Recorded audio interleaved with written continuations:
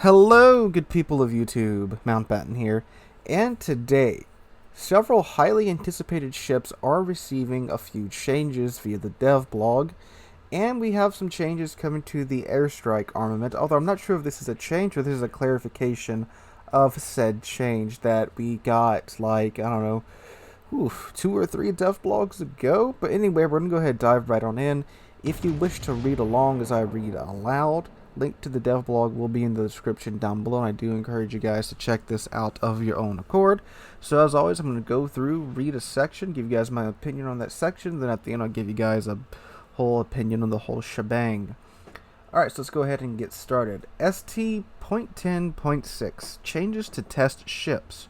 We adjusted the parameters of some ships based on testing results. The changes will be applied to the Airstrike armament and the ships Repulse, Ragnar, and Eindrach. I think I might have actually said that kinda okay. General changes to the Airstrike armament on Dutch cruisers. Reduce the time it takes for bombs to fall from 6 to 5 seconds. Now, this is something that was mentioned, again, like I said, in the previous Airstrikes dev blog, that they had decreased the time it takes for the bombs to fall after the planes drop the bombs. But they didn't specify how much, and turns out it's only a second. So 5 seconds is the time that, the planes fly over, they drop their bombs. Then once they drop the bombs, 5 seconds from that time until they contact the ship below, which you have to add to the time it takes for the planes to spawn in and the time it takes for the planes to fly from their spawn point to the target ship. Overall, I do believe the time before was around 30 seconds, and I think a lot of players are speculating that they're going to bring it more in line with the depth charge, the ASW plane consumable that battleships get now with submarines coming out, to where it's around 20 seconds, which is more than enough time for a ship that's not sitting still to move. Even if you're something like a cruiser, 20 seconds is more than enough time for you to move, but battleships that are sitting still might find themselves in a hard spot. But that's also, again, kind of what the Airstrikes armament is meant to do. It's meant to discourage island camping, but again, I still think it's pretty silly that you can just stack 3 of them on top of each other without any type of cooldown time in between. But there's a whole host of changes and quite a few nerfs to the Airstrikes, including the amount of damage the bombs did, their fire chance, and their pins and such. You can go check out the Airstrikes nerf video to see all that in detail, but it's nice that they're finally clarifying how much time they've shaved off, which really isn't a lot, all in all. Alright, the Ragnar, which is the small end but better, the tier 10 Pan-Euro DD. Main battery reload time decreased from 4 to 3.5 seconds. That's about the only thing that the small end did better than the Ragnar, was that it had a much higher DPM. It seems to be that they're cranking the Ragnar's DPM up now. So, I think she still does have like a 30-second radar too, so that's also pretty nice that this ship's getting that buff now. The Repulse, the much highly anticipated Tier 6 battle cruiser, but it's classified as a battleship in game. 180-degree turn time reduced from 54 to 30 seconds. With the release of Update 10.6, the following changes will come into effect.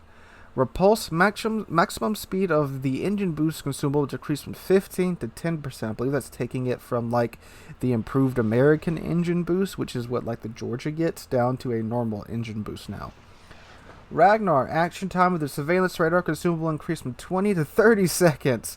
The main battery turrets can now rotate 360 degrees, so I was wrong before, but now I'm right with 10.6. So that's a 30-second duration time for your surveillance radar. And you can build into that too with commander skills and modules to have an even longer radar. Good God. And the turrets can 360 now, just like Smollen's turns, so that's very nice. Eindrach. Change the airstrike parameters. Maximum range increased from 10 to 11 kilometers. Reduce the time it takes for bombs to fall from 6 to 5 seconds. Even though they just kind of repeated themselves there. So Eindrach is the tier 7 Dutch cruiser. So her airstrikes can go out to 11 kilometers now instead of just 10. Alright, so the Repulse. Obviously, this is the things that probably most of you are interested in if you watch this channel regularly. So the Repulse's turret's rotation time. And this is something, I'm not sure if I mentioned it before, but I was definitely thinking about it. So the Repulse, She has an engine boost. She's a tier 6 battleship that I believe her top speed's well over 30 knots, even without the engine boost active. Now she has an engine boost before of a 15% boost. Now it's just a 10% boost, but still, it's going to be a really fast tier 6 battleship. Very fast, very maneuverable, very much like the Hood, which you should be watching right now. And let me just say, I don't know what I did to matchmaking for the past 2 weeks of matches I've had. I've had nothing but completely one-sided matches.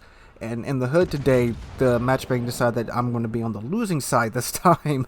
So yeah, I apologize if it isn't stellar gameplay, but I'm just picking the most entertaining match for you guys to watch right now. But anyway, the Hood kind of has this problem too. With a ship that's that maneuverable and that fast, it is so incredibly easy to outrun your turrets, even if you have a fast 180 time. The Repulse beforehand did not have a fast 180 time, 54 seconds. That's like some Queen Elizabeth Warspite territory in terms of turret rotation. So the turrets would be basically, you'd have to keep them in one position. You'd have to maneuver the ship into that firing position, fire, and then go on about your day. But with the Repulse, she's very, very lightly armed because she's a battle cruiser and because she's so fast.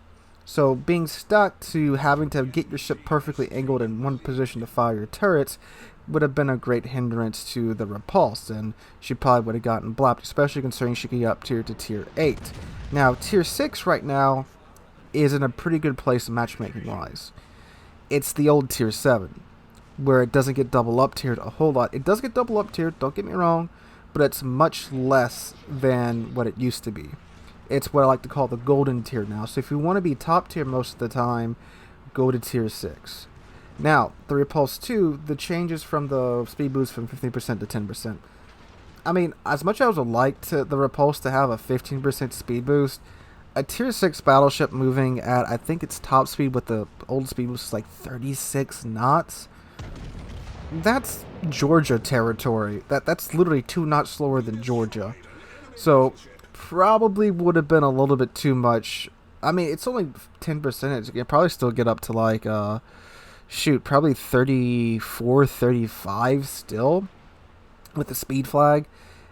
And, you take Swift and Silence too. I forgot about that. Not like many people are going to take that. But I guess if you really want to go for a top speed run, you take Swift and Silence too and really get the Repulse up there and boogieing. So overall, a very good change for the Repulse. A much faster 180 time on the turrets to where you don't have to, keep your turrets in one position and turn the ship to aim the turrets. A lot more usable turrets there, especially at the speeds that this ship is going to be boogieing at. So I think that's just a fantastic trade. I'll take a 30-second 180 time over 5% off of my speed boost in the Repulse. And again, I cannot wait for the ship to come out. I really, really have been wanting them to add in more battle cruisers, especially the British battle cruisers. And hopefully they'll get to the point where they'll just add in their whole tech line to. It'd be a fantastic addition to the game.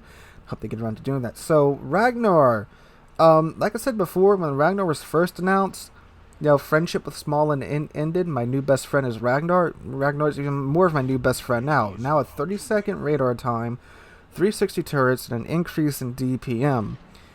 I have a sneaky suspicion this ship is either going to be Steel or probably Research Bureau. So this may be a ship that's pretty hard to get, or it could just be the new 2 million free XP DD, just like the Smallin was. Although it'd be weird that we'd get 2 pan-Euro DDs back-to-back for our 2 million free XP ship. So, yeah. But again, if you're a fan of Ragnar and waiting for Ragnar to come out, some very good news for you there. So the Eindracht and the Airstrike changes.